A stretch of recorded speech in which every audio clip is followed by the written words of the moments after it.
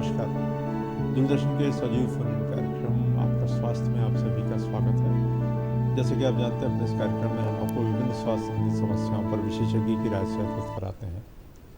आने वाली 3 मार्च को वर्ल्ड हियरिंग डे है और हियरिंग जो है वो बहुत ही इम्पॉर्टेंट है जीवन के लिए। आप जब सुनते हैं तभी बोलना शुरू करते हैं। और आज का जो हमारा विषय है कान के बहने का इलाज, कहीं न कहीं कान का बहना भी जो है वो बधिरता को जन्म देता है और उससे और भी कॉम्प्लिकेशंस होते हैं। आखिर क्या कारण है कान के बहने के, और अगर कान एक बार बहना शुरू हो जाए तो क्या उसका उपचार हो सकता है? इन सभी विषयों के, इन सभी सवालों के जवाब के लिए आज हमारे स्टूडियो में है डॉक्टर एस के पिप्पल, जो कि रिटायर्ड एचओडी रहे हैं सागर मेडिकल कॉलेज में। आपने गांधी मेडिकल कॉलेज भोपाल में भी ईएनटी के एचओडी रहे हैं। वर्तमान में आप एलन मेडिकल कॉलेज में head of the department ENT department के। डॉक्टर साहब, आपका हमारे स्टूडियो में बहुत बहुत स्वागत है। धन्यवाद डॉक्टर दुबे साहब। और मैं सभी दूरदर्शन के सभी दर्शकों को नमस्कार करता हूं और अभिनंदन करता हूं। जी। और इस आज के कार्यक्रम में जो भी आपके प्रश्न हैं इससे संबंधित उनकी भी जानकारी मैं आपको देने की कोशिश करूंगा। देखिए, डॉक्टर साहब ने खुद ही बता दिया है कि आज का कार्यक्रम में वो आपके सवालों का जवाब देंगे। हमारी 2 फ़ोन लाइनें आपके लिए खुली हुई हैं, नंबर आपके स्क्रीन पर भी हैं। आप इन नंबरों पर फ़ोन करके अगर आपके मन में कोई भी सवाल हो किसी कान की बीमारी से रिलेटेड, तो आप अपने सवालों के जवाब प्राप्त कर सकते हैं। डॉक्टर साहब, सबसे पहले तो ये बताइए कि जो कान का बहना हम देखते हैं बहुत ज़्यादा दिखता है, आखिर क्यों ये कान बहने लग जाता है लोगों का? कई लोगों के कान तो ज़िंदगी भर नहीं बहते और कई लोगों के कान जो है बहते हुए दिखते हैं। हाँ, बहुत अच्छा सवाल किया है सामान्य उसके भाषा में कि कान का बहना बचपन से ही होता है और ज़्यादातर माने रूरल एरिया में, गांव के एरिया में ज़्यादा बहुतायत में ज़्यादा केसेस होता है परसेंटेज के हिसाब से, और शहरों में भी होता है। प्रमुख कारण जो है जो गला है और अपना कान है, ये जो है एक ट्यूब के माध्यम से ये नाक से और गले से जुड़ा हुआ है। तो इस वजह से कभी सर्दी जुकाम सबसे कॉमन इन्फेक्शन होता है शरीर का और सबसे ज़्यादा केसेस होते हैं। तो इस वजह से सर्दी जुकाम हो तो इन्फेक्शन आराम से जो है नाक से और उस नली से होता हुआ कान में चला जाता है और वहाँ इन्फेक्शन करके पूरे कान के बीच के हिस्से को मिडिल ईयर कहते हैं, तो वहाँ से फिर जाके ये इन्फेक्शन करके फिर बहने की शिकायत शुरू होती है। तो ये एक एक्यूट फॉर्म में मतलब तुरंत हो सकता है 2-4-6 दिन में, और ऐसे जो एक्यूट केसेस होते हैं सामान्यतः इलाज अपन देते हैं, एंटीबायोटिक दे देते हैं या और डिकंजेस्टेंट दवाइयाँ आती हैं एनाल्जेसिक, तो उससे सामान्यतः हफ्ते 10 दिन में ठीक भी हो जाता है। डॉक्टर साहब, कई बार देखते हैं बच्चे जो हैं, कई बार ये माँ बाप बोलते हैं कि बच्चों को सब रात में बहुत तेज़ कान में दर्द हुआ। कई बार उनके स्कूल से ही कंप्लेन आती है कि बच्चे जो हैं ये आजकल ध्यान नहीं देते, सुन नहीं पाते। तो आपने जैसे बोला है जुकाम सर्दी में बच्चे भी कई बार कम सुनने लगते हैं और कान भी बहने लगता है। हाँ बिल्कुल, आपने सही कहा कि सर्दी जैसे ही होती है वैसे ही स्टेशन ट्यूब, जो ट्यूब मैंने बताई है आपको, उसका डिसफंक्शन शुरू होता है। तो कान के अंदर जो इन्फेक्शन के अलावा नेगेटिव प्रेशर जो डेवलप होने लगता है, माने ऑक्सीजन नहीं हवा नहीं जा पाती, इस वजह से वो मिडिल ईयर में इन्फ्लेमेशन माने सूजन की वजह से और जो है नेगेटिव प्रेशर की वजह से तो कान में सिकुड़न आ जाती है, उससे तेज़ दर्द होता है। और बहुतायत ये रात में छोटे बच्चों में 5 साल 7 साल के बच्चों में रात में 12 बजे के बाद जी सोते समय मुंह का चलना कम हो जाता है, इस वजह से वो रात दर्द हमेशा रात में ही होता है कान का। तो ये सामान्य बात है, बट इसमें घबराने की बिल्कुल ज़रूरत नहीं है। लेकिन कई बार डॉक्टर साहब लोग क्या करते हैं कि जैसे दर्द हुआ तो उसमें या तो कोई तेल डाल देते हैं, सरसों का तेल गर्म करके डाल देते हैं, या फिर कोई और चीज़ जो घर में रखी कोई ड्रॉप डाल देते हैं। तो ऐसा करना उचित है क्या? बिल्कुल जो है ऐसा करना माने बिल्कुल उचित नहीं है, क्योंकि यदि सूजन है उसमें यदि अपन गर्म तेल डालेंगे तो और ज़्यादा वो इन्फ्लेमेशन बढ़ जाएगा, कान का दर्द भी बढ़ेगा। तो मेरा सभी दर्शकों से और सभी सामान्य वर्ग के लोगों से जो है वो है सुझाव है कि बिल्कुल यदि कान में बहुत दर्द हो रहा है तो सबसे अच्छा कोई भी घर में एनाल्जेसिक ड्रग पड़ी हो, चाहे वो आइबुप्रोफेन हो, चाहे डाइक्लोफेनिक हो या और अन्य कोई दवाएं, वो आप ले लें। और अति शीघ्र आप कोशिश करें कि आप जो है जाके सुबह ये नाक कान गले के विशेषज्ञ को दिखा लें।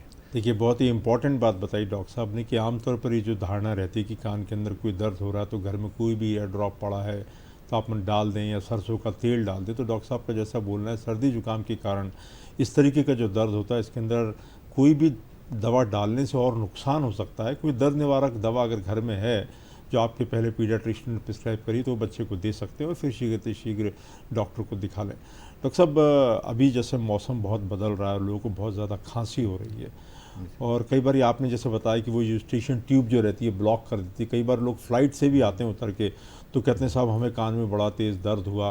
कई लोग कहते हैं कान बंद हुआ तो उसके बाद खुला ही नहीं। हाँ, तो ये इसको कान स्पेशली फ़्लाइट के समय का बताना चाहूँगा कि इस समय जो प्रेशर जो रहता है प्लेन में, आजकल सारे पॉजिटिव प्रेशर रहता है जब एयर में रहते हैं तो, और जैसे ही वो लैंडिंग के समय स्पेशली जब आप लैंड करते हैं तो आते हैं तो प्रेशर डिफरेंस बहुत होता है। नेगेटिव से पॉजिटिव होने में बहुत मुश्किल होती है स्टेशन ट्यूब को फंक्शन करने में। इस वजह से जो है एकदम से स्टेशन ट्यूब काम करना बंद कर देती तो ऐसा लगता कान एकदम बंद हो गया। जी जी। तो स्टेशन ट्यूब लॉक कहते हैं और कई बार इसमें कई दिन लग जाते हैं, कई बार हफ्ते लग जाते हैं और विशेषज्ञ हैं तो लोग भी आते हैं कि साहब बिल्कुल सुनाई देना बंद हो गया। तो लोग कई बार ये भी पूछते हैं डॉक्टर साहब कि कुछ करें क्या, जब प्लेन चढ़ता है या उतरता है तो कुछ कर लें जिससे ठीक है, कोई दवा ले लें? जो है प्रिकॉशन आपको क्या एहतियात बरतना चाहिए वो यूजुअली नर्सिंग और जो अपना फ़्लाइट अटेंडेंट है वो बताते हैं और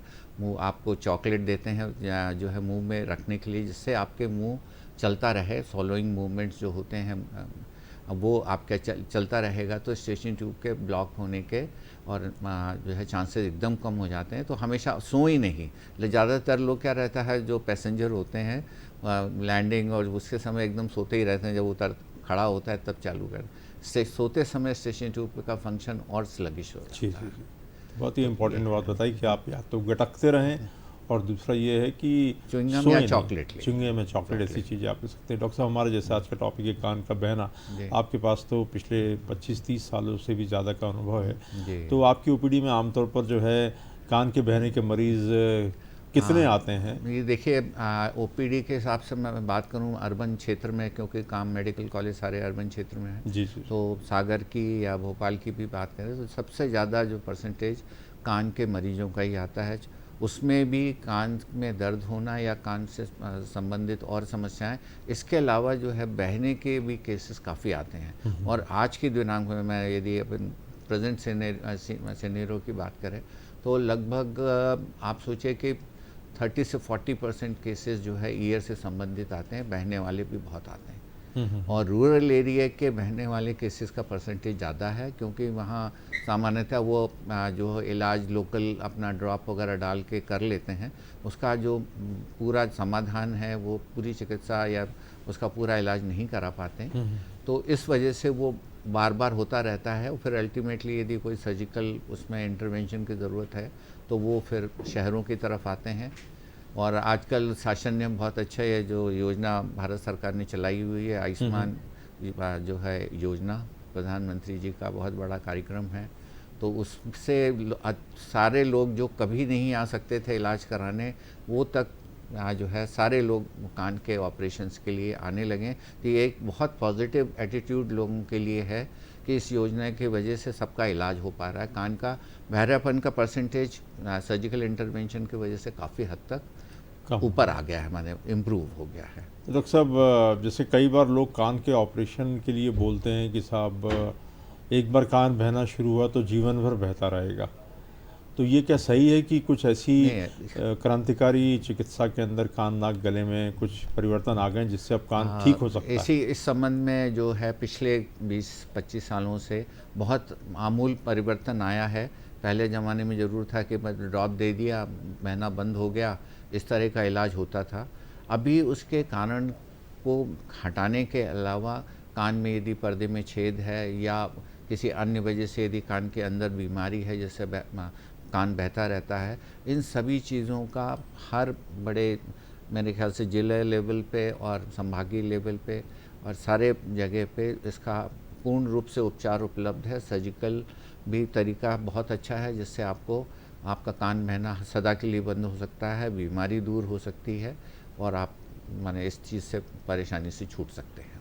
डॉक्टर साहब, कई बार लोग बोलते हैं कि हमारा कान बहता है, कई बार लोग बोलते हैं साहब हमारा कान तो नहीं बहता लेकिन हमारे कान से बहुत बदबू आती है, जी। और तो ये क्या उससे अलग है? आ, कान बहने का ही एक फॉर्म है, मगर वो एक तरीका होता है, वो कान अंदर ही कम बहता है, वो कान के अंदर ही अंदर रिसाव होता रहता है। और यदि हम उससे पूछें, प्रॉपर हिस्ट्री लें, तो वो कहता है कि साहब बदबू तो आती है कभी कभी। तो ये संकेत है कि कान की थोड़ी सी गंभीर स्थिति है, और कान के अंदर वो कान की जो हड्डियां होती छोटी छोटी, वो उसको गलाने का काम शुरू हो गया है। तो ये एक माने ये एक इंडिकेशन है, चेतावनी है। यदि कान से बदबू आ रही, फ़ौरन आप विशेषज्ञ को दिखाएं और उनसे सलाह लेके आगे का उपचार करवाएं। बहुत ही महत्वपूर्ण बात बताई डॉक्टर साहब ने। यदि आपको बदबू आ रही है तो हो सकता है कि अंदर कहीं हड्डी ना गल रही हैं, और वो हड्डियाँ जो हैं वो बेसिकली साउंड का संवहन करती हैं, तो बहुत इंपॉर्टेंट है। तो ऐसे में आपको तुरंत चिकित्सक को दिखाना चाहिए। डॉक्टर प्रदीप साहू हमारे साथ जुड़ गए हैं, उनका सवाल ले लेते हैं। स्वागत है आपका डॉक्टर प्रदीप साहू जी, पूछिए अपना सवाल। हाँ, good evening doctor Dubey. Good evening. मैं ये पूछना चाहता हूँ डॉक्टर साहब से, डॉक्टर साहब जो नाक कान गला है इसका डॉक्टर भी एक होता है, और ये नाक कान गला जो है इंटरनली कोई यूस्टेकिन ट्यूब से कॉमनली जुड़े रहते हैं, अंदर में जी एक कॉमन स्ट्रक्चर से जुड़े रहते हैं। यदि वो हर्ट होती है तो तीनों में प्रॉब्लम होती है। ऐसा क्या होता है कि तीनों स्ट्रक्चर बाहर जाकर कान अलग हो जाता है, नाक अलग हो जाती है और गला अलग हो जाता है, और तीनों की जो फंक्शनिंग होती है एंटायरली डिफरेंट होती है। नाक सूंघने का काम करती है, गला बोलने का काम करता है, कान सुनने का काम करता है। तो इंटरनली कॉमन स्ट्रक्चर से जुड़ने के बाद ऐसा क्यों होता है, जरा प्लीज क्लियर कीजिए, है ना। हाँ, आपने जो है बहुत अच्छा प्रश्न पूछा। मैं ये आपको जानकारी देना चाहूँगा कि जो है ये तीनों जो है, नाक कान गला, ये तीनों का डेवलपमेंटली जो है ये एक ही चीज़ से होता है, वहीं से शुरुआत होती है। इस वजह से नाक कान गला तीनों स्ट्रक्चर्स जो है आपस में जुड़े रहते हैं। और जो नाक से जो सांस लेते हैं ये भी थ्रू स्टेशन ट्यूब ये कान से जुड़ा रहता है, और इसका बहुत इम्पॉर्टेंट रोल होता है कि वो उसके अंदर का जो प्रेशर से होता है, नेगेटिव प्रेशर या पॉजिटिव प्रेशर, जो कि जो अंदर आवाज़ें आती उसके कंडक्शन के लिए, माने अंदर जाने के लिए, उसको मैग्नीफाई करके अंदर भेजने के लिए बहुत ही आवश्यक रहता है प्रेशर। जैसे ढोलक है, वो ढीली हो जाए तो वो बहुत अच्छी नहीं बजेगी, मैं उदाहरण बता रहा हूँ। इसी तरह यदि कान का पर्दा ढीला हो जाए या सिकुड़ जाए तो वो काम नहीं, उतना अच्छा सुनाई नहीं देता है। तो एक ये रीज़न है कि डेवलपमेंटली ये सब एक साथ डेवलप होते हैं और अलग अलग दिशा में चले जाते हैं, और दोनों सब क्लोज रिलेशन में। इसीलिए साइंटिफिकली भी नाक कान गले को एक ही विधा में रखा गया है। तो इस सारी विशेषज्ञता जो है सब इसी में रहती है। बहुत ही अच्छी तरह बताया डॉक्टर साहब ने कि नाक कान और गला आपस में जुड़े हुए हैं, इसलिए जब नाक बंद होती है हमारी तो नाक जैसी आवाज़ आने लगती है, और कई बार अगर गले में भी ख़राबी होती है तो हमारी आवाज़ में परिवर्तन हो जाता है, और जुकाम होता है तो आप सभी ने महसूस किया कि हम कम सुनने लगते हैं। तो डॉक्टर साहब, ये जो आपने बताया कि आप ऑपरेशन कर देते हैं, अगर मान लीजिए हड्डी सड़ रही है, तो ये हड्डी सड़ रही है आपको कैसे पता लगता है? कोई जांच कराते हैं, सुनने की जांच कराते हैं? जी, देखिए, इसमें यदि ऐसे केसेस आते हैं जिसमें कि कान में सड़ने की या बदबूदार मवाद आ रहा है अंदर से, तो ऐसे में एक क्लिनिकल एग्जामिनेशन, माने हम खुद अपने माध्यम से देख लेते हैं, हिस्ट्री लेते हैं। एक तो लंबे समय से रहता है, कई महीनों से या सालों से ये रहता है, और पेशेंट को भी पता नहीं रहता कि मवाद आ रहा है। केवल सुनाई देना धीरे धीरे कम हो जाता है, और कई बार सिम्टम्स इतने बढ़ जाते हैं कि पेशेंट को चक्कर आने लगते हैं। ऐसी स्थिति में वो तुरंत जो है, मेरा सुझाव है कि वो तुरंत डॉक्टर को दिखाना चाहिए। तो ये जो कान की हड्डियों को गलाता है, तो उससे यदि गलना शुरू हो जाएगा तो वो आपकी सुनने की क्षमता को प्रभावित करता है। मगर इसके अलावा भी इससे दूसरे नुकसान होते हैं कि देखिए, आप कान जो होता है अपने शरीर का जस्ट कान के ऊपर अपना पूरा जो है दिमाग और पूरा जो रहता है ब्रेन सिस्टम रहता है। यदि इसी हड्डी गलने की वजह से तो बहुत सारी चीज़ें सीधे ब्रेन में चली जाती है। ब्रेन एब्सेस हो सकता है, मेनिंजाइटिस जो ब्रेन फीवर है वो हो सकता है। तो ये कॉमन चीज़ें जो हैं, तो इसको हमेशा गंभीरता से लेनी चाहिए, नंबर एक। नंबर दो, इसके लिए जांच के लिए जो है आजकल एग्जामिनेशन के अलावा फिर हम इसमें जो है सीटी स्कैन करा के देखते हैं कि हड्डी कितनी, उसमें बिल्कुल पता चल जाता है कि कितना आपकी हड्डी ख़राब हो गई है। और उसको किस हद तक कितना निकाला जा सकता है और किस तरह की ऑपरेशन की आवश्यकता है। तो एक ये है। एमआरआई भी कई केसेस में यदि ब्रेन एब्सेस से यदि ब्रेन में जा रहा है, इंट्राक्रैनियल कॉम्प्लिकेशन हो रहे हैं, तो ऐसे केसेस में फिर हम एमआरआई करवाते हैं। और इसके अलावा सुनने की क्षमता तो हम पेओटोन ऑडियोमेट्री से कर लेते हैं कि मरीज की सुनने की क्षमता, मगर प्रमुख उद्देश्य ये होता है कि बीमारी को दूर करना, माने to make the year safe. उसके बाद में फिर हम कोशिश करते हैं कि उसकी हेयरिंग जो है जितनी हम अच्छी कर सकें। ये उसमें विभिन्न तरह के ऑपरेशन होते हैं, ऑसिकुलोप्लास्टी होती है, टेम्पेनोप्लास्टी होती है। तो इससे हम ऑपरेशन के बाद मनुष्य नॉर्मली सामान्यतः अच्छा सुनने लगता है, रोज जैसे वो अपने दैनिक कार्यक्रम में उसको कोई बाधा नहीं होती। अशोक जी जबलपुर से हमारे साथ जुड़ गए, उनका सवाल ले लेते हैं। स्वागत है आपका अशोक जी, पूछिए अपना सवाल। पूछिए अशोक जी, क्या सवाल है आपका? जी, मैं डॉक्टर साहब से ये जानना चाहता हूँ सर, अधिकतर 55 साल की उम्र के बाद लोगों को कान में दर्द होता है और दर्द होते होते उनको कम सुनाई पड़ने लग जाता है। तो इसका क्या कारण हो सकता है कि बिल्कुल स्वस्थ रहते हैं, स्वस्थ रहने के बाद अधिकतर लोगों के साथ ऐसा धोखा हो जाता है और परेशानी का कारण बन जाता है?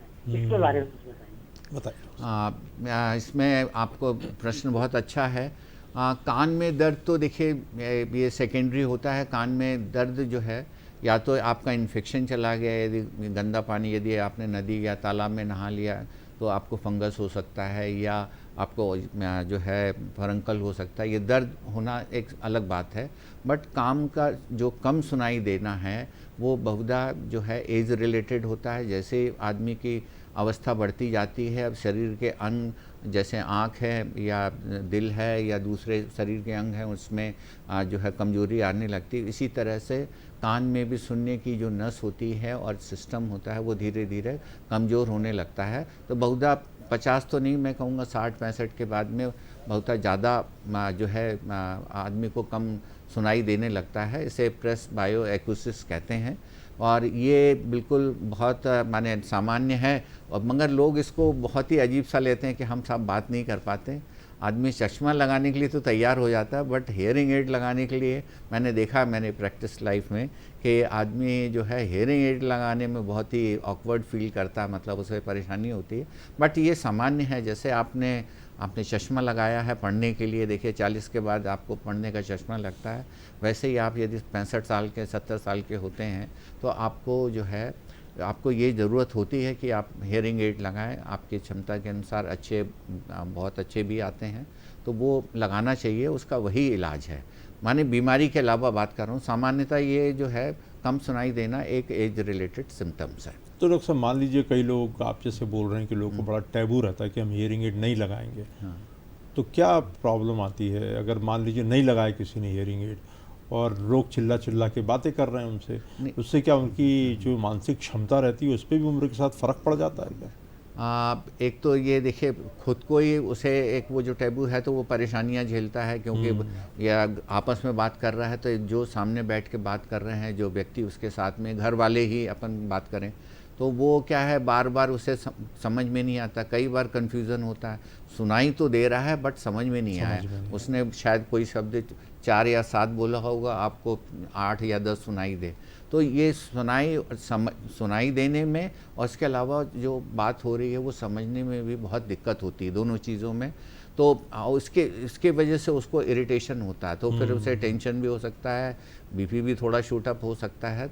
तो मेरा सुझाव है कि उसको सामान्यतः लेके आप, यदि आपको हेयरिंग एड की आवश्यकता है तो आपको उसके लिए जाना चाहिए। उसमें माने मन में कोई भाव नहीं रखना चाहिए। आप यदि चल नहीं पाते हैं तो आप स्टिक लेते हैं, आप यदि कोई चीज़ नहीं कर पाते हैं तो उसका सहारा लेना पड़ता है। तो ऐसे ही ये यदि आपकी हेयरिंग कम हो गई है तो कोई मन में हिचक ना रखें, और यदि हेयरिंग एड आप बिल्कुल लगाएं, और कोई भ्रांतियाँ ना पे ध्यान ना दें। बहुत ही सही बात बताई डॉक्टर साहब ने कि यदि आप हियरिंग एड सही समय पर नहीं लगाएंगे और लेट करेंगे तो कई बारी आप सुन तो पाएंगे लेकिन समझ नहीं पाएंगे। आपका दिमाग जो है कई बारी हियरिंग डिप्रिवेशन के कारण भी परेशान हो जाता है। इसलिए लगाना चाहिए, जिस तरीके से आप चश्मा लगाते हैं उसी तरीके से हियरिंग एड लगाएं, ताकि आप जब तक ज़िंदा हैं, क्योंकि आजकल लॉन्गिविटी बहुत बढ़ गई है, आप सुनते रहें ताकि आपको तनाव ना हो। नंदस्वरूप मिश्रा जी बाराबंकी उत्तर प्रदेश से हमारे साथ जुड़ गए, उनका सवाल ले लेते हैं। नमस्कार सर, मैं नंदपुर मिश्रा हूँ बाराबंकी से। मैं जानना ये चाहता हूँ कान की जो बहरापन की समस्या पैदा होती है, जैसे बहुत लोग दूषित पानी नहा लेते हैं, कान में गंदा पानी चला जाता है, या बड़ी तेज से गोला बारूद, शादी विवाह में गोला बारूद बच्चे, डीजे बच्चे लोग को कानों में गीत लगा करके खूब गाना सुनते हैं, बाहरी कोई मतलब, तो ये बहरापन के मुख्य कारण यही कि इसके अलावा और कोई है इसके वजह हो सकती है जिसके ऊपर हमें ध्यान देना चाहिए और सावधानी बरतनी चाहिए? जी। बहुत अच्छा आपने प्रश्न पूछा है। तो इसके लिए मैं आपको बताना चाहूँगा, यदि आप माने साफ़ पानी में या स्विमिंग पूल में हैं तो उससे भी परेशानियाँ बहुत हो सकती हैं, बट सामान्यतः यदि तालाब या नदी में जाते हैं तो क्या पानी थोड़ा सा कान में रुक जाता है और ये गंदा पानी है तो इन्फेक्शन होने की संभावनाएं बहुत रहती हैं। अन्यथा पानी रुकने से भी आपको फंगस की बीमारी भी हो सकती है, तो उससे कान में दर्द, खुजलाहट, कान बंद होना, कम सुनाई देना, ये हो सकता है। और दूसरा जो है एक सामान्य चीज़ें जो आजकल इसमें हो रही हैं, टीचिंग इंस्टीट्यूट, बड़े बड़े मेडिकल कॉलेज में रैगिंग होती है, वो भी एक प्रमुख कारण है। देखिए उसमें रैगिंग में तमाचे मारना बहुत ही सामान्य प्रक्रिया है, लोग जूनियर्स को मार देते हैं। या डोमेस्टिक वायलेंस का भी नाम लेना चाहूँगा, घर में आपस में पति पत्नी में झगड़ा हो या भाई बहन का हो, तमाचा मारना। और पहले तो माँ बाप भी बहुत मारते थे, हम लोगों ने भी खाई है मार, तो मगर ये है तो उससे यदि पर्दे को नुकसान होता है। मैं अभी भी जो है टीचिंग इंस्टीट्यूट में काफ़ी साल रहा हूँ, साल में 2-4 केस अभी भी आ जाते इस तरीके हैं, का ट्रॉमेटिक, जिसको परफोरेशन कहते हैं, बिल्कुल सही। यदि कान में यदि आपके तमाचा पड़ गया तो आपका कान का पर्दे का बिल्कुल सुन्न हो जाएगा, उस समय आपको कुछ समझ में नहीं आएगा, आपको लगेगा कान सुन्न हो गया। बट क्या है, यदि आप विशेषज्ञ देखते हैं तो बताएंगे कि आपको कान में छेद हो गया है और उसका जो है फिर वो आपका समाधान भी बताएंगे। तो एक तो ये प्रमुख कारण है। दूसरा, अनावश्यक जो अपन दवाइयाँ कुछ हार्मफुल होती हैं, उसमें एंटीबायोटिक भी है, एनाल्जेसिक भी है, और एंटी जो है अपना जो उसके लिए हाइपरटेंशन वगैरह के लिए यूज़ करते हैं, तो ये दवाइयाँ भी ऑटोटॉक्सिक कहलाती हैं, माने जो कान की सुनने की क्षमता को प्रभावित करती हैं। और जो कुछ ऐसे इन्फेक्शन वायरल होते हैं जैसे मम्स है, मीज़ल्स है, रुबेला है, इससे भी कान की सुनने की डायरेक्ट क्षमता पे असर पड़ता है और वो परमानेंट रहता। मम्स का मैं आजकल काफ़ी केसेस मैंने अभी आ रहे हैं, बाइलैटरल जो पैरोटाइटिस कहलाती है, उसमें उसका प्रमुख जो असर है वो कान की नस पे पड़ता है, बहरापन हो जाता है। तो एक तरफ की कान की नस का बहरापन होना, कमज़ोर होना मम्स की वजह से बहुत ही कॉमन है।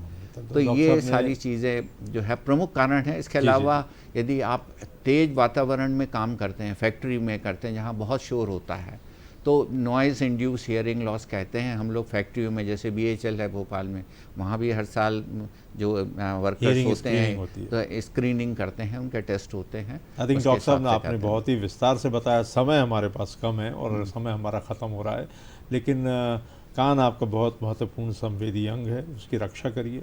नॉइस इंड्यूस्ड हियरिंग लॉस का शिकार मत होइए। बच्चे जो आजकल के युवा तेज़ म्यूज़िक सुनते हैं वो ना सुने, बम पटाखों से बचें। तो मुझे लगता है कि आप अपने संवेदी अंग को बचाए रख सकते हैं। डॉक्टर साहब हमारे स्टूडियो में एक चीज़ के बस और मैं बताना चाहूँगा, आजकल जो DJ का चलन चला है, ये बहुत ही प्रमुख कारण है कि आप DJ में इतना नॉइस होता है कि कई बार 120 डेसिबल से ऊपर होता है, डायरेक्टली अफेक्टिंग द नर्व्स और दोबारा परमानेंट हियरिंग लॉस। मेरे ख्याल से डॉक्टर साहब आपने भी ऐसे केसेस देखे होंगे। तो ये बहुत कारण है। तो ये नॉइस पोल्यूशन जो एक है वो उससे ज़रूर उसका हमेशा ध्यान रखना चाहिए कि बहुत ज़्यादा उसमें बचा जा सके। बहुत बहुत धन्यवाद डॉक्टर साहब। और आप कहीं जाइएगा नहीं, क्योंकि हम अपना दूसरा सेगमेंट लेने जा रहे हैं इसके बाद, और उसमें हम बातचीत करेंगे सर्वाइकल कैंसर के ऊपर। हमारे साथ रहेंगे कैंसर रोग सर्जन डॉक्टर अतुल सोमैया साहब। मिलते हैं छोटे से ब्रेक के बाद।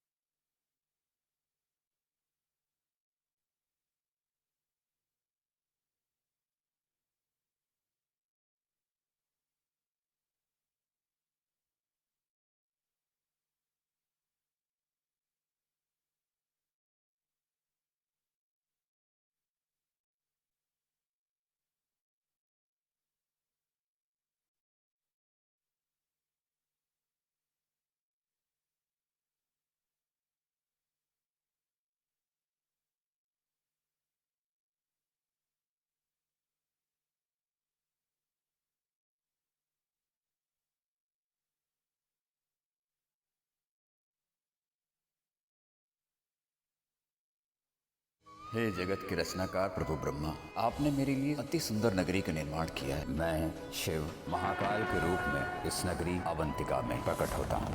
मुझे अवंतिका चाहिए। युक्ति और चातुर्य के बल पर मेरा भांजा दुर्योधन अवंतिका राज्य पे शासन करेगा। आप हमारे प्रिय भ्राता अग्रज हैं, किंतु कदाचित आप ये भूल जाते हैं कि अवंतिका के राजा आप नहीं, हम हैं। गांधार नरेश शकुनी, अवंतिका में आपका स्वागत है। अवंतिका सोमवार से गुरुवार रात 9 बजे, पुनः प्रसारण प्रातः 11 बजे, सिर्फ डीडी नेशनल पर। देश का पहला चैनल, देश का अपना चैनल। रघुवंश के सारे राजाओं में सबसे प्रतापी यशस्वी होंगे ये चारों कुमार।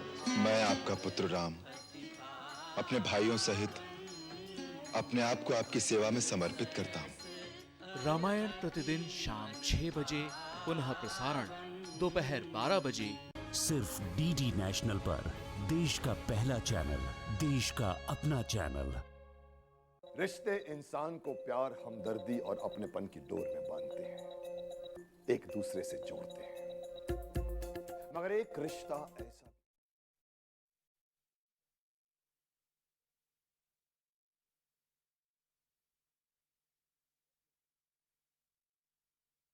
एक बार फिर स्वागत है आपका दूरदर्शन के सजीव फोन इन कार्यक्रम आपका स्वास्थ्य में। और अपने सेगमेंट में हम बातचीत करने जा रहे हैं सर्वाइकल कैंसर से बचाव के बारे में। अभी कुछ ही दिन पहले हमने सर्वाइकल कैंसर मंथ अवेयरनेस का मंथ मनाया था, क्योंकि सर्वाइकल कैंसर जो है एक बहुत बड़ा कारण है महिलाओं के काल कवलित होने का। लेकिन उसकी सबसे बड़ी खूबी ये भी है कि उसका बचाव भी संभव है। और कैसे बचाव संभव है, कब उसके लिए हमको जागरूक हो जाना चाहिए, और कब महिलाओं को अपने कैंसर रोग विशेषज्ञ से या गायनेकोलॉजिस्ट से क्या सलाह लेनी चाहिए, सब बारे में विस्तार से बातचीत करने के लिए हमारे बीच में हैं डॉक्टर अतुल समैया साहब, जो कि कैंसर सर्जन हैं। पहले वो जवाहरलाल नेहरू कैंसर अस्पताल में थे और भोपाल में पिछले कई सालों से कैंसर के मरीजों को ट्रीट कर रहे हैं। डॉक्टर साहब, तो सबसे पहले तो आप ये बताइए कि आपने ये टॉपिक क्यों चुना कि सर्वाइकल कैंसर पर ही हम बातचीत करें। क्या ये कैंसर बहुत महत्वपूर्ण है, या ये कोई कैंसर ऐसा है जिसके बारे में जागरूकता लोगों का जीवन बदल देगी? देखिए, कुछ सालों के पहले तक महिलाओं में होने वाला ये सबसे प्रमुख कैंसर था। और आज भी यदि हम ग्रामीण परिवेश की बात करते हैं तो ये महिलाओं में सबसे कॉमन कैंसर है। यदि नंबर 1 बात करते हैं तो ब्रेस्ट कैंसर है, और नंबर 2 पर अभी भी सर्वाइकल कैंसर है। और ग्रामीण परिवेश में नंबर 1 सर्वाइकल कैंसर। तो सर्वाइकल कैंसर मतलब गर्भाशय के मुख का कैंसर? जी हाँ सर। अच्छा, तो जो कि यूट्रस या गर्भाशय को हम दो हिस्सों में डिवाइड करते हैं। जो निचला वाला हिस्सा होता है उसे हम सर्विक्स कहते हैं, और कोई भी कैंसर जिस आर्गन से ओरिजिनेट होता है उसके नाम से उसको जाना जाता है। सर्विक्स से जो कैंसर शुरुआत करेगा उसे हम सर्वाइकल कैंसर। तो आपने ऐसा क्यों बोला डॉक्टर साहब कि ये ग्रामीण महिलाओं में ज़्यादा होता है, क्या शहरी महिलाओं में नहीं होता? शहरी महिलाओं में भी होता है। कोई भी समाज इससे अछूता नहीं है। ऐसा नहीं है कि वेस्टर्न वर्ल्ड में नहीं होता, केवल इंडिया में होता है। पर सामान्य तौर पे इसको ग्रामीण महिलाओं में देखा जाता है, क्योंकि हाइजीन जो एक बहुत इम्पोर्टेंट फैक्टर होता है या बहुत महत्वपूर्ण होता है। तो बहुत सारे कारणों की वजह से ग्रामीण महिलाओं में हाइजीन की कमी होती है, साफ़ सफाई की कमी रहती है। और दूसरा, वहाँ ऐसा देखा गया है कि जो ग्रामीण क्षेत्र हैं वहाँ पे पॉलीगैमी या अर्ली मैरिज, बहुत अर्ली मैरिज, दूसरा होता है कि 13-14 साल या 15 साल की उम्र में शादी हो जाती है। तो ये भी एक कारण है सर्वाइकल कैंसर उस परिवेश में ज़्यादा होने के। तो डॉक्टर साहब, आजकल तो जैसे हर जगह पैड और सैनिटरी पैड वगैरह का चलन है, और सरकार ने तो इसके बारे में अभियान चला रखा है, फिल्में भी बना दी इसके बारे में। तो भी इसके बावजूद आपके पास जैसे सभी तरह के पेशेंट आपके टर्शरी सेंटर पर आते हैं, तो आजकल तो लोगों में, शहरी लोगों में तो ये चलन हो गया कि वो लोग लेट मैरिजेस करते हैं। और आपने जैसे बोला पॉलीगैमी, कई आदिवासी इलाकों में अभी ऐसी प्रथाएं चालू हैं। तो इन लोगों में आमतौर पर क्या शुरुआती लक्षण होते हैं कि ये महिलाओं को पता लगे, क्योंकि ये प्रोग्राम हमारे सारे ग्रामीण क्षेत्रों में जाता है, कि इनको इसकी संभावना हो सकती है? जी हाँ, एक सर्वाइकल कैंसर ऐसा कैंसर है जिसको आप शुरुआत में 2 से 3 साल पहले पहचान सकते हैं। यदि हम लक्षणों की बात करते हैं तो सबसे जो कॉमन या सामान्य लक्षण है बदबूदार डिस्चार्ज। यदि योनि के द्वारा, वेजाइना के द्वारा एक डिस्चार्ज आ रहा है और जिसमें बदबू है, तो ये सर्वाइकल कैंसर की वजह से हो सकता है। दूसरा, संबंध बनाने के बाद यदि ब्लड आता है, ब्लीडिंग होती है या पीरियड्स के बीच में ब्लीडिंग होती है, तो ये सर्वाइकल कैंसर के प्रमुख लक्षण हैं जो शुरुआती दौर पर मिलते हैं। यदि कोई इन लक्षणों को नहीं पहचान पाता या इन लक्षणों पर ध्यान नहीं देता है, तब आगे चलकर एडवांस स्टेज के कैंसर में हमारी किडनी पे असर होता है, जिसकी वजह से पैरों में सूजन हो सकती है, कमर में दर्द शुरू हो जाता है, पेशाब की थैली या लेटरिन के रास्ते से पेशाब आने लगती है या पेशाब के रास्ते से हमें लेटरिन आने लगती है। तो ये सारी संभावनाएं एडवांस स्टेज के कैंसर में होती हैं। पर शुरुआती लक्षणों में जैसा कि मैंने बताया, ये 3-4 लक्षण हैं जिनको पहचानने की ज़रूरत है। तो डॉक्टर साहब, आप बोल रहे हैं कि सर्वाइकल कैंसर से बचाव, तो एक तो ये शुरुआती लक्षण हो गए, अगर किसी ने पकड़ ली तो अपने गायनेकोलॉजिस्ट को दिखा दें जाकर, क्योंकि आजकल तो जिला स्तर पर भी गायनेकोलॉजिस्ट जो है उपलब्ध हो गई हैं। इसमें लापरवाही बिल्कुल नहीं बरतना चाहिए, जैसा कि डॉक्टर साहब ने कहा। लेकिन अब बचाव की शुरुआत कब से कर देना चाहिए? देखिए, सर्वाइकल कैंसर एक स्क्रीनिंग, हमारे भारत देश में भी स्क्रीनिंग प्रोग्राम है इसके लिए। स्क्रीनिंग का मतलब होता है कि कैंसर को स्टेज 0 पे पकड़ना। जी। कैंसर की 4 स्टेज होती हैं, स्टेज 1, 2, 3, 4, पर स्टेज 0 वहाँ होती है जब कैंसर बिल्कुल शुरुआती अवस्था में होता है, जिसमें किसी एक इलाज के द्वारा उसको ठीक किया जा सकता है। तो पैपिस्मियर एक सामान्य टेस्ट है जो महिलाओं के लिए एडवाइज किया जाता है। तो 21 वर्ष से ऊपर की जो भी महिलाएं हैं उनको अब प्रति 3 वर्ष में पैपिस्मियर टेस्ट कराना चाहिए। और जो 30 वर्ष के बाद महिलाएं, 30 वर्ष से लेकर 65 वर्ष तक की महिलाएं हैं, उनमें ये टेस्ट 5 साल में HPV DNA एक ब्लड टेस्ट होता है, उसके द्वारा साथ में यदि हम कंबाइन करते हैं तो 3 की जगह 5 वर्ष में ये टेस्ट किए जा सकते हैं। पर यदि HPV DNA थोड़ा सा महंगा टेस्ट होता है, कोई अफोर्ड नहीं कर पा रहा है, तो उस स्थिति में प्रति 3 वर्ष पैपिस्मियर एक सामान्य टेस्ट होता है। इसको यदि हम करते हैं, और जो केवल OPD बेसिस पे किया जाता है, वो दर्द रहित टेस्ट है, इसमें कोई दर्द नहीं होता, और 1 या 2 दिन में, इसकी 3 दिन में रिपोर्ट आ जाती है। तो यदि ये पैप टेस्ट महिलाएं प्रति 3 वर्ष में कराती हैं तो हम सर्वाइकल कैंसर को 90% केसेज में स्टेज 0 पर पकड़ सकते हैं। तो डॉक्टर साहब, ये जो पैपिस्मियर टेस्ट है आप जो बता रहे हैं, ये हमारे जिला स्तर पर हो सकता है देश प्रदेश में? एक्चुअली गाइडलाइंस जो हैं, बेसिकली जो हमारे भारत सरकार की गाइडलाइंस भी कहती हैं कि जब भी महिलाएं किसी भी गायनेकोलॉजिस्ट के लिए चेकअप पर आती हैं, चेकअप के लिए आती हैं, तो उस समय उनका पैप टेस्ट जरूर होना चाहिए। पैप टेस्ट की प्रॉब्लम उसको कलेक्ट करने में या गायनेकोलॉजिस्ट के द्वारा करने में नहीं, इसकी पैथोलॉजी रिपोर्टिंग की जाती है। जो सेल्स कलेक्ट करते हैं उस टेस्ट में, उसको पैथोलॉजी के लिए भेजा जाता है, पैथोलॉजिस्ट उसको रिपोर्ट करता है। तो पैथोलॉजिस्ट की जो सुविधा है वो अभी भी लिमिटेड है। तो वजह यही रहती है कि पैपिस्मियर टेस्ट हो जाता है पर उसकी रिपोर्ट नहीं बन पाती है जिला स्तर पर कई बार। पर ये बहुत ही सिंपल टेस्ट है, इसको यदि कोऑर्डिनेट वे में हम करते हैं तो हम बहुत सारे सर्वाइकल कैंसर के मरीज जो अपनी ज़िंदगी से हाथ धो देते हैं, उनको हम पहचान कर अर्ली स्टेज पे इसको ठीक कर सकते हैं।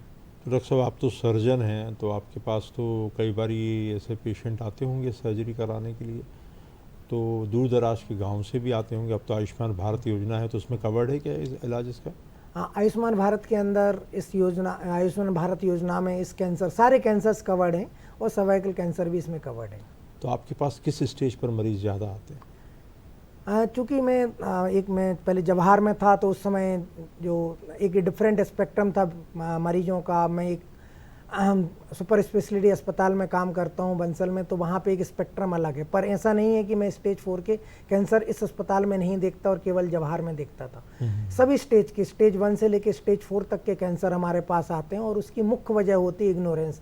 इवन कुछ जो elite class, so called elite class होते हैं, उनमें भी अवेयरनेस की कमी की वजह से वो भी स्टेज 3 और 4 में प्रेजेंट करते हैं। और उस समय स्थिति बहुत ही दयनीय हो जाती है कि जब ना मतलब पेशाब का रास्ता, लेटरिन का रास्ता और बच्चेदानी तीनों जुड़े हुए हैं, और वो बहुत ही दयनीय स्थिति में आते हैं कई बार। वो बड़ा दुख होता है कि एक ऐसा कैंसर जिसे हम रोक सकते थे, जिसे हम प्रिवेंट भी कर सकते हैं और अर्ली स्टेज पे ठीक भी कर सकते हैं, वो हमारे पास इस स्टेज में आ रहा है। तो डॉक्टर साहब, मान लीजिए अगर थोड़ा पहले स्टेज में आ गया, तो आप क्या सर्जरी से इसको ठीक कर पाते हैं? क्या सर्जरी करते हैं, क्या दवाइयाँ देते हैं? एक ऐसा कैंसर है जिसमें रेडियोथेरेपी और सर्जरी 2 मेन इलाज होते हैं। जनरली पहली और दूसरी स्टेज पर सर्जरी की जाती है, और तीसरी स्टेज और चौथी ए अवस्था तक रेडियोथेरेपी के द्वारा इसको इलाज किया जाता है। केवल चौथी बी या चौथी सी अवस्था में कीमोथेरेपी दी जाती है, जब कैंसर एक तरह से हम कह सकते हैं कि ठीक होने की संभावनाएं खत्म हो जाती हैं, तब कीमोथेरेपी देते हैं। अदरवाइज पहली और दूसरी स्टेज पर इसकी सर्जरी की जाती है और जो लोग सर्जरी नहीं चाहते उनको रेडियोथेरेपी के द्वारा ठीक किया जाता है। और सबसे अच्छी बात इसमें क्या है कि इस पहली और दूसरी स्टेज के 90% कैंसर ठीक हो जाते हैं। अच्छा, ठीक हो जाते हैं। तो मतलब आपके कोई ऐसे मरीज़ हैं जिनका आपने कैंसर का इलाज किया हो और उसके बाद वो 10 साल से ज़्यादा जी रहे हों? बहुत सारे। अच्छा। बहुत सारे मरीज़ हैं और सर्वाइकल कैंसर के भी बहुत सारे मरीज़ हैं जो इस कैंसर से निजात पाकर 10 साल, 12 साल, 15 साल निकल गए हैं। कहने का मतलब बहुत ही महत्वपूर्ण बात बताई डॉक्टर साहब ने कि यदि कैंसर को सही स्टेज पर पकड़ लें, सर्वाइकल कैंसर को पहली और दूसरी स्टेज जैसा बता रहे हैं, हालांकि वो तो 0 स्टेज पे पकड़ने की बात कर रहे हैं, अगर उनका इलाज कर दिया जाए तो वो पूरी तरीके से अपना सामान्य जीवन पूरी लॉन्गिविटी के साथ जी सकते हैं। बिल्कुल। तो डॉक्टर साहब, लोगों को बड़ा डर लगता है कि सर्जरी तो लोग एक बार करा भी, लेकिन लोगों को रेडियोथेरेपी, कीमोथेरेपी के नाम से बुखार चढ़ जाता है। तो आजकल रेडियोथेरेपी की तकनीक में भी कुछ सुधार आ गए हैं क्या? जी हाँ, एडवांसमेंट हर फील्ड में हुए हैं। सर्जरी भी अब मिनिमल इन्वेजिव सर्जरी आने, लेप्रोस्कोपी के द्वारा होने लगी है। इसी तरह रेडियोथेरेपी में भी अब साइड इफेक्ट उतने नहीं होते हैं।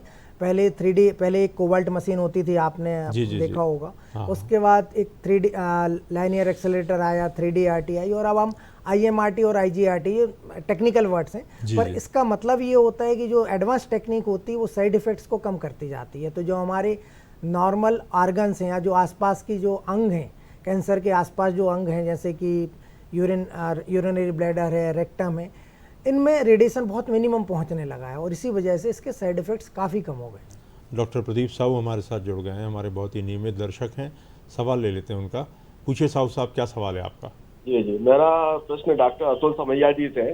डॉक्टर साहब, आज क्या है, आज की जो सोसाइटी है वो सोशल मीडिया ड्रिवन सोसाइटी है ना? तो अवेयरनेस सारे लोगों में करीब मतलब है ही। बच्चे एजुकेटेड हो रहे हैं, गांव के बच्चे भी एजुकेटेड हो रहे हैं, तो अपने परिवार की महिलाओं को जागरूक बना सकते हैं। इसके बावजूद फिर कहाँ फर्क रह जाता है कि अपन कह रहे हैं कि ये गांव की महिलाओं में सर्वाइकल कैंसर ज्यादा होता है। एक्चुअली आप किस गांव की बात कर रहे हैं? वो गांव की परिभाषा क्या है? क्या आप पुराने आंकड़ों की बात कर रहे हैं? क्या आज का फैक्ट क्या है? और यदि ऐसा है, जो आपकी नजर में गांव की बात है, तो फिर स्वास्थ्य विभाग उन गांव में जागरूकता लाने के लिए कोई शिविर वगैरह आयोजित कर रहा है क्या? देखिए, आपका बहुत ही अच्छा प्रश्न है। बेसिकली ग्रामीण परिवेश का मतलब होता है, जो हम जो डाटा की बात कर रहे हैं, ये Indian council of medical research का डाटा होता है और इसमें एक अर्बन पॉपुलेशन, बेसिकली जो नगर निगम जहाँ होते हैं, नगर पालिका होती है, उसको हम शहरी इलाका कहते हैं। जहाँ पंचायतें होती हैं उसको हम ग्रामीण इलाका कहते हैं। तो हम पंचायतों के लेवल पे या ब्लॉक लेवल की बात कर रहे हैं और वहाँ का जो डाटा है वो ये कहता है कि जो कैंसर है अभी भी वहाँ की महिलाओं में ज़्यादा मिलता है। और जहाँ तक शिविर और इन सब की बात है, हर संस्थान अपने अपने लेवल पर शिविर ऑर्गेनाइज करता है, मीडिया के द्वारा भी किया जाता है। पर यदि आप इसको इस तरह से देखते हैं, आप देखिए कि जो सिगरेट का पैकेट होता है उस पर लिखा होता है कि ये जान को खतरा करता है, ये जानलेवा है। उसके बाद भी लोग सिगरेट की स्मोकिंग बंद नहीं करते हैं और उसको पढ़ने के बाद भी करते हैं। तो अवेयरनेस होना एक अलग बात है और अवेयरनेस पे एक्ट करना एक अलग बात है। तो लोग अवेयर तो हो गए हैं पर उस पर एक्ट नहीं कर रहे हैं। बिल्कुल सही बात कही अतुल समैया जी ने। अपने शुरुआती वक्तव्य में भी ये कहा था कि कई बारी शहरी महिलाएं भी उनके पास, काफ़ी एलीट क्लास की महिलाएं भी उनके पास आती हैं, जो अपनी डिसीज़, चूँकि ये प्राइवेट अंग के अंदर होती है, उसको बताने में झिझकती हैं और कई बारी देरी हो जाती है और उससे मरीज़ को सफ़र करना पड़ता है। तो वास्तव में तो इस बात की ज़रूरत है कि लोग जो हैं, अगर इस तरह की कोई बीमारी आती तो उसके अंदर पहले फॉरवर्ड आएँ और डॉक्टर को बिना झिझक के दिखाएं, ताकि अर्ली डायग्नोसिस हो और उसमें इंटरवेंशन किया जा सके। डॉक्टर साहब, बचाव की बात कर रहे हैं आप। हमने अभी हाल ही में बहुत पढ़ा था कि साहब वैक्सीन आ गई है इसके लिए, और हमेशा लोग यही बोलते थे कि कोई ऐसी जादू की वैक्सीन आ जाए जिससे ठीक हो जाए। तो क्या सर्वाइकल कैंसर के क्षेत्र में वैक्सीन से कोई क्रांतिकारी परिवर्तन की उम्मीद है? बिल्कुल। बेसिकली सर्वाइकल कैंसर कुछ ही कैंसर हैं जो वायरस जनित होते हैं, वायरस के द्वारा स्प्रेड होते हैं, और उसमें से एक कैंसर है। तो HPV एक ह्यूमन पेपिलोमा वायरस होता है। तो 80% कैंसर में HPV 16 और 18 ये सर्वाइकल कैंसर की वजह होती है और ये सेक्सुअली ट्रांसमिटेड होता है। तो यदि हम इस इन्फेक्शन को रोक लेते हैं तो कैंसर को रोक सकते हैं। हालांकि कुछ रेयर वायरस हैं या अन्य वायरस की स्ट्रेन्स होती हैं, वो कैंसर तब भी करेंगी, पर इस 80% कैंसर इन 2 स्ट्रेन की वजह से होते हैं। और इन 2 स्ट्रेन और कुछ वैक्सीन सब 4 स्ट्रेन के अगेंस्ट भी काम करती हैं, ये मार्केट में अवेलेबल हैं। और यदि ये वैक्सीन सही समय पर लगाई जाए। क्या है सही समय? सही समय एक्चुअली जब कोई भी महिला अपना सेक्सुअल लाइफ शुरू करती है, जैसे हम मतलब आम भारतीय परिभाषा में कहते हैं कि शादी के पहले, तो उसके पहले इस वैक्सीन का लगना ज़रूरी है। कारण ये है कि एक बार आप कोई सेक्सुअली एक्टिव हो जाता है तो ये इन्फेक्शन सेक्सुअली ट्रांसमिटेड डिजीज होने के बाद पेशेंट के अंदर या एक महिला के अंदर पहुंच जाता है, तो उसके बाद इस वैक्सीन का असर बहुत कम होता है। तो कई बार क्या ऐसा कहना उचित होगा कि जिन लोगों का परिवार पूरा हो चुका है वो लोग संबंध बनाते समय किसी प्रोटेक्शन का यूज़ करें तो उसके फैलने के चांसेस कम हो जाएंगे? कोई भी सेक्सुअली ट्रांसमिटेड डिजीज है वो प्रोटेक्शंस के साथ कम होती है, फैलती नहीं है। पर उससे पहले, क्योंकि ये हमेशा संभव नहीं होता है, परिवार में नहीं होता है, तो इसके लिए बेहतर ये वैक्सीन बहुत ही कारगर है। यदि हम 11 साल से 14 साल की उम्र की बच्चियों में इस वैक्सीन की 2 डोज लगा देते हैं तो हम 80% सर्वाइकल कैंसर को रोक लेंगे। अच्छा, तो मान लीजिए अब किसी की शादी हो गई, अब वो आपने जब सुना तो वो इस उम्र को क्रॉस कर चुकी है, शादी भी हो चुकी है, तो अभी भी वो लगाए तो कुछ फ़ायदा होगा?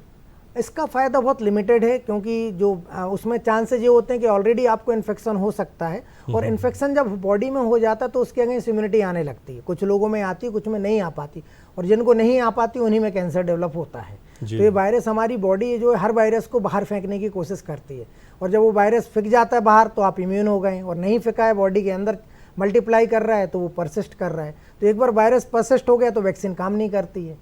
तो कोई ऐसा तरीका है जिससे ये टाइटर या पता करा जाए, जैसे आप लोग हेपेटाइटिस वगैरह में पता कर लेते हैं कि भाई बॉडी के अंदर कितनी इम्यूनिटी है इसके खिलाफ? तो HPV DNA जो टेस्ट मैंने बोला था, ये एक टेस्ट होता है HPV DNA, जो ये पता लगाता है कि HPV इन्फेक्शन आपके अंदर है कि नहीं है। और इसमें अब 2 चीज़ें होती हैं, उसके अगेंस्ट इम्यूनिटी है कि नहीं ये नहीं पता लगा सकते हम। तो HPV DNA यदि कोई पॉजिटिव है तो उसको तो वैक्सीन लगाने का कोई फ़ायदा नहीं है, क्योंकि ऑलरेडी इन्फेक्ट हो चुका है। तो बेस्ट जो गाइडलाइंस रिकमेंडेशंस हैं कि आइडियली 11 to 14 ईयर्स और 15 से 26 ईयर्स की एज में फिर 3 डोजेज की ज़रूरत होती है। तो अतुल समैया जी, आप तो कई जगह अंतर्राष्ट्रीय सम्मेलनों में भी जाते हैं, उसमें भाग भी लेते हैं, तो आप देखते हैं कि विश्व के कई देशों में इसे अपने इम्यूनाइजेशन प्रोग्राम में शामिल किया गया है क्या? जी हाँ, वेस्टर्न वर्ल्ड में ये इम्यूनाइजेशन प्रोग्राम का हिस्सा है, और इसी वजह से अमेरिका और यूरोप में सर्वाइकल कैंसर के इंसिडेंस बहुत कम हो गए हैं, बहुत कम हो गए हैं। हमारे देश के अंदर भी इंद्रधनुष प्रोग्राम चलता है, तो आपको लगता है कि ऐसा होना चाहिए कि इसको भी इम्यूनाइजेशन शेड्यूल में शामिल कर लिया जाए? मेरे जहाँ तक मेरी जानकारी है, सरकार इसके लिए प्रयासरत है, और अभी एक इंडियन वैक्सीन रिसेंटली लॉन्च हुई है, तो उसकी कॉस्टिंग बहुत कम है, क्योंकि ये जो वैक्सीन्स थी फॉरेन कंट्रीज से आती थी तो 2 से 3 हज़ार रुपये के आसपास इनकी कॉस्टिंग होती थी। अभी रिसेंटली 500 या 700 रुपये में कोई वैक्सीन लॉन्च हुई है, इंडियन वैक्सीन। तो उसके बाद मुझे लगता है ये सरकार के द्वारा इम्यूनाइजेशन प्रोग्राम में शामिल डेफिनेटली होगा, और लोग भी अवेयर होंगे तो इस वैक्सीन को आसानी से ले सकते हैं। बहुत ही महत्वपूर्ण जानकारी दी डॉक्टर साहब ने कि अभी इंडियन वैक्सीन आ गई है सर्वाइकल कैंसर के खिलाफ, जिसकी कॉस्ट केवल 300-500 रुपये है। तो मुझे लगता है कि ऐसे लोग जो इसको अफोर्ड कर सकते हैं वो अपने घर में ऐसी बच्चियाँ जो 13 से 15 साल की हैं, जो शादी के पहले की बच्चियाँ हैं, उनको केवल 2 डोज लगाने पड़ते हैं। डॉक्टर साहब आपने कहा अगर वो लोग स्वयं से इसका खर्चा वहन करें जब तक कि सरकारी प्रोग्राम में नहीं आता, तो मुझे लगता है कि ये काफ़ी दूरगामी लाभ देगा ऐसी बच्चियों को, और उनके लिए अच्छा रहेगा। क्योंकि हमारे देश में देखिए आप कितनी योजनाएं चलती हैं, लाडली बहना योजना, उस पर करोड़ों रुपए खर्च किए जाते हैं। तो मुझे ऐसा लगता है कि अगर ये आपके माध्यम से सरकार तक अगर ये बात पहुँचे और अगर इसको शामिल किया जाए तो निश्चित रूप से काफ़ी, क्या इंसिडेंस है हमारे देश के अंदर सर्वाइकल कैंसर का? लगभग 1,20,000 महिलाएं इससे ग्रसित होती हैं प्रतिवर्ष, और अनफॉर्चुनेटली लगभग 70 से 75 हज़ार महिलाओं को हम खो देते हैं। तो ये हमारे मतलब बेसिकली एगोनी है, हमारे लिए बड़े दुख की बात है, जहाँ पे इस कैंसर को हम, जहाँ 90% हम क्योर की बात करते हैं स्टेज 1 और 2 में, वहाँ हम 50% महिलाओं को खो देते हैं, और केवल इसलिए कि वो लोग अवेयर नहीं हैं और उनको जानकारी नहीं है। और दूसरा, जो जैसा कि आपने कहा प्राइवेट पार्ट से संबंधित बीमारी होती है, तो लोग बाग थोड़ा सा झिझकते हैं अपने घर में, परिवार में बताने को लेकर, और उस वजह से भी। तो डॉक्टर साहब, क्या ये कैंसर जैसे ब्रेस्ट का कैंसर हार्मोन से रिलेटेड होता है, इसका हार्मोन से भी कोई संबंध होता है? आपने जैसे बोला अर्ली एज मैरिज में होता है, जैसे कुछ लोग जो लेट मैरिज करते हैं या जिनको कई बार PCOD जैसी समस्याएं रहती हैं, हार्मोनल डिसीज़, उन लोगों में भी इसके होने के चांसेस रहते हैं क्या? उसमें उनमें यूट्राइन कैंसर ज़्यादा होता है। अच्छा। यूट्राइन बॉडी मतलब ऊपर वाले पार्ट का कैंसर हार्मोनल कंट्रोल से होता है, नीचे वाले पार्ट का कैंसर, सर्वाइकल कैंसर का हार्मोन के साथ कोई डायरेक्ट रिलेशंस नहीं है अभी तक। तो अगर मान लीजिए कोई ऐसी महिला है जिसको इनिशियल कैंसर हुआ है, अगर वो इलाज करा लेती है, सर्जरी करा लेती है या आप मेडिसिन से इलाज दे देते हैं, लेकिन वो अभी माँ नहीं बनी है, तो क्या वो उसके बाद माँ बन सकती है? ऐसे कोई इंसिडेंसेस हैं जिनका आपने उपचार किया और बाद में महिला ने बच्चा भी जना हो? हाँ, ये बहुत ही अच्छा प्रश्न है आपका, क्योंकि महिलाएं अब लेट एज में मैरिज कर रही हैं, तो अभी stage 1 and 2 disease, stage 1 disease specially होती है, तो एक सर्वाइकल कैंसर में सर्विक्स के पार्ट को अलग कर दिया जाता है और उसके बाद उनको बेसिकली जो प्रेगनेंसी, जो नॉर्मल प्रेगनेंसी करते हैं और सिजेरियन सेक्शन, पर इसमें डिलीवरी फिर सिजेरियन सेक्शंस के द्वारा होती है। अच्छा। और उनको काफ़ी ध्यान रखना पड़ता है और कई बार IVF की मदद लेनी पड़ती है, तो ये पॉसिबल है। और मेरे पास तो फॉर्चुनेटली ऐसा कोई पेशेंट ऐसा नहीं आया है जिसकी फैमिली कंप्लीट नहीं थी, तो सारे एटलीस्ट 1 चाइल्ड वाज देयर, तो इस वजह से हमने ट्रैकेलोटॉमी अभी तक किसी पेशेंट में नहीं की है। बट ये ऑप्शन है, बहुत लिमिटेड ऑप्शन होता है, सिलेक्टेड मरीजों में ये ऑप्शन दिया जाता है। तो ऐसा नहीं है कि यदि आपने अर्ली डायग्नोसिस अगर करी है तो उसके बावजूद भी, जैसा डॉक्टर साहब ने बताया, IVF यानी इंट्रा विट्रो जिसे हम कहते हैं आर्टिफिशियल इंसेमिनेशन के द्वारा भी अपन बच्चा ले सकते हैं और लोग इसमें संतति को जन्म दे सकते हैं। लेकिन विदेशों में जैसा कि इम्यूनाइजेशन जहाँ पर बहुत कॉमन है, वहाँ पर आप देखते हैं कि इस कैंसर का इंसिडेंस ऑलमोस्ट नेग्लिजिबल हो गया। लेकिन हमारे देश के अंदर दुर्भाग्य से डॉक्टर साहब ने बताया कि इतना बड़ा आंकड़ा है और उसमें से 70-80 हज़ार महिलाएँ काल कवलित हो जाती हैं प्रतिवर्ष। तो इस पर निश्चित रूप से ध्यान देने की ज़रूरत है, क्योंकि ये कई बीमारियों से ज़्यादा घातक सिद्ध होती। कोई लाइफस्टाइल हैबिट, जैसे ही बोलते हैं कि साहब ओरल कैंसर जो है वो तंबाकू खाने से हो जाता है, या जैसे बोलते हैं कि और दूसरे कैंसर की लाइफस्टाइल परिवर्तन से कोई फ़र्क पड़ता है क्या सर्वाइकल कैंसर? बिल्कुल, बेसिकली यदि हम फर्स्ट स्टेज ऑफ प्रेगनेंसी और फर्स्ट स्टेज ऑफ मैरिज जो है, यदि हम उसको ज़्यादा कर लेते हैं, 20 साल या 21 साल कर लेते हैं, तो और दूसरा हाइजीन, एक्चुअली उस प्राइवेट पार्ट का हाइजीन बहुत इंपॉर्टेंट है, क्योंकि जहाँ पर भी कंटामिनेशन होगा, गंदगी जमा होगी, वहाँ वायरस ज़्यादा मल्टीप्लाई करता है। तो हाइजीन एक बहुत बड़ा रोल प्ले करता है, इसलिए जो अर्बन महिलाएं हैं उसमें इंसिडेंस कम होने की एक वजह ये भी है कि वो हाइजीन मेंटेन कर पाते हैं। पर अनफॉर्चुनेटली हम जब टॉयलेट्स की बात करते हैं, वहाँ पे उनको शौचालय अवेलेबल नहीं है, नहाने की जगह अवेलेबल नहीं, हाइजीन कहाँ से मेंटेन करेंगे महिलाओं? तो वो एक सोशल इशूज भी हैं, इकोनॉमिक इशूज भी हैं, बहुत सारे फैक्टर्स हैं जो अभी भी वहाँ पर नहीं पहुँच पा रहे हैं, जिसकी वजह से जो हमारी ग्रामीण परिवेश की महिलाएं इस कैंसर से अभी भी ग्रसित हो रही हैं। तो ये जो कैंसर अवेयरनेस वीक आप लोग चलाते हैं, इसके अंदर नॉर्मली आप लोगों को क्या बोलते हैं, क्या सावधानी बरतने के लिए बोलते हैं, क्या आपके स्टैंडर्ड वाक्य हैं इसके अंदर? देखिए, सिंपल, सबसे पहले हम ये बताते हैं कि जागरूक होना में, क्योंकि यदि हमारे दिमाग को ये पता ही नहीं है कि क्या होता है तो उस पर वो एक्शन नहीं लेता है। तो सबसे पहले तो हमें बताते हैं कि सर्वाइकल कैंसर होता है जी, एग्जिस्ट करता है, क्योंकि कई लोगों को डिनाइल मोड होता है कि हमें तो कैंसर हो ही नहीं सकता, या हम तो इतना अच्छा खाना खाते हैं, गाँव का पानी पीते हैं, कुएं का साफ सुथरा सब्जियों का, गाँव की सब्जियाँ खाते हैं, मेरे को कैंसर क्यों होगा? तो सबसे पहले ये समझाने की कोशिश करते हैं कि कैंसर होता है, किसी भी व्यक्ति को कैंसर हो सकता है, किसी भी एज में हो सकता है।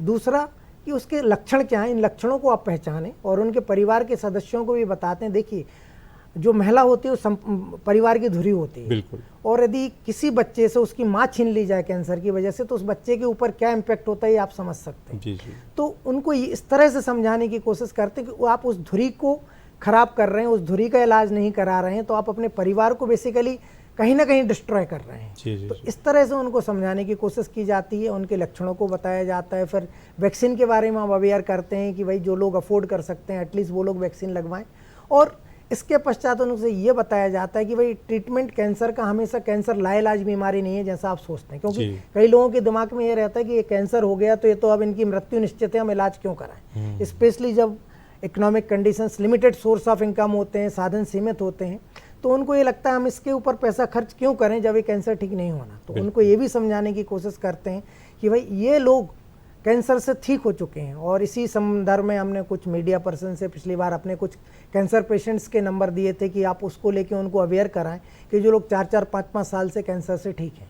तो ये एक समाज की भी कोशिश है, मीडिया की भी कोशिश है, और सरकार की भी कोशिश है कि हम सही समय पर सही लक्षणों को पहचानें, तो हमारा जो खर्च है, जो ट्रीटमेंट पे होने वाला खर्च, समय, उन सबको हम बचा सकते हैं। बहुत ही अच्छी बात कही डॉक्टर साहब ने कि परिवार की धुरी होती है महिला, और महिला के स्वास्थ्य का ध्यान सभी को रखना चाहिए। और एक बार अगर कोई भी प्रारंभिक लक्षण आ रहे हैं तो इमीडिएटली चिकित्सक की सलाह लेनी चाहिए, क्योंकि अगर देर हो जाती है तो परिणाम जो है अच्छे नहीं आते। जैसे कि डॉक्टर साहब ने बहुत ही अच्छा बोला, आप कैंसर सर्जन हैं, और कई कैंसर के लिए ये बात सही भी है कि उनके रिज़ल्ट कई बार अच्छे नहीं आते, लेकिन सर्वाइकल कैंसर के बारे में आपको उन्होंने डिटेल में बताया कि ऐसा नहीं है कि इसके ऊपर अगर अपन कैंसर हो गया है तो अब इसमें खर्च करने की क्या ज़रूरत है, अल्टीमेटली तो पेशेंट को जाना ही है। कैंसर कोई डेथ वारंट नहीं है। आज की तारीख में नई नई तकनीकों के विकास से कैंसर पूरी तरीके से क्योर हो जाता है। और डॉक्टर साहब ने खुद बताया कि उनके बहुत सारे ऐसे मरीज़ हैं जो कई सालों से जीवित हैं और अपना सामान्य जीवन व्यतीत कर रहे हैं। इसीलिए सही जागरूकता रखना, अपने आसपास अगर कोई ऐसी महिलाएं हों, आप अगर महिलाएं हमारा प्रोग्राम सुन रही हैं, डॉक्टर साहब की सलाह ले रही हैं, तो उनको बताएं कि तुरंत चिकित्सक से मिलें, सही समय पर उपचार लें, ताकि जो परिवार की सबसे महत्वपूर्ण सदस्य है उसके जीवन को हम बढ़ा सकें, क्योंकि उस धुरी के इर्द गिर्द ही सारे परिवार का जीवन घूमता है। डॉक्टर साहब, आज आपने बहुत ही उपयोगी जानकारी दी और मुझे लगता है कि निश्चित रूप से हमारे दर्शक इससे लाभान्वित होंगे। आपका बहुत बहुत धन्यवाद। धन्यवाद।